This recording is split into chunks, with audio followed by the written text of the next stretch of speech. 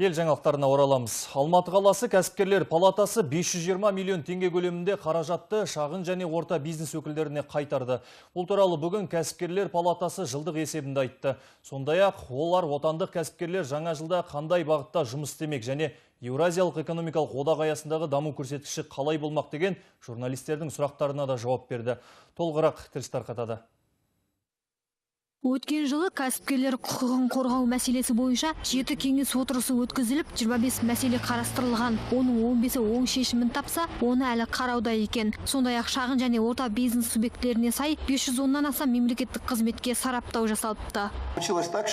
Бұл жылы жұмыспен қамту 2020, экспорттаушы 2020, импорттаушы 2020 тағы басқа нысандарында мемлекеттік бағдарламаларға сараптама жүргізілді. Алматы қаласы тауар өндірушілерінің жылдық сатып алу жоспары, сомасы сатып алу нысаны, механизмі өзгерді. Жаңа жылды жаңа одақпен бастаған біздің ел кәсіпкерлерінің болашағы туралы болжам қандай болмақ деген сауалымызға кәсіпкерлер палатасының өкілдері тек жақсылықтан дәмелі екендіктерін жасырмады.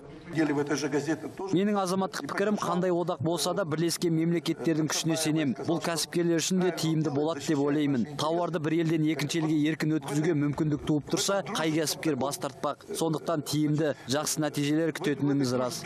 Еуразиялық экономикалық одаққа мүшелік туралы сөз шыққанда отандық кейбір экономистер Қазақстан кәсіпкерлерінің Ресей нарығына жұтылып кету қаупі барын айтқан еді. Алайда кәсіпкерлер палатасының өкілі бұл күдікті жоққа шығарады. Керісінше, жаңа одақ жаңа мүмкіндіктерге жол ашады дейді.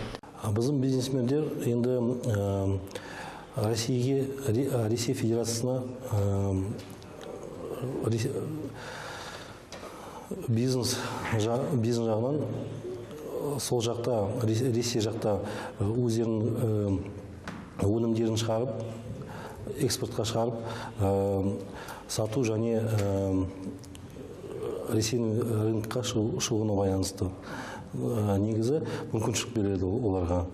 Айта кету керек, бұл жылы жылдамдатылған индустриалды инновациялық дамыту мемлекеттік бағдарламасын іске асыру жолында бюджеттен 2 миллиард қаржы бөлінген кәсіпкерлер палатасы одаққа мүше елдермен иық тіресе жұмыс жасауға дайынбыз деп отыр. Ақботам Сәбекқызы, Дәурен Әбішев, Қазақньюс, Алматы.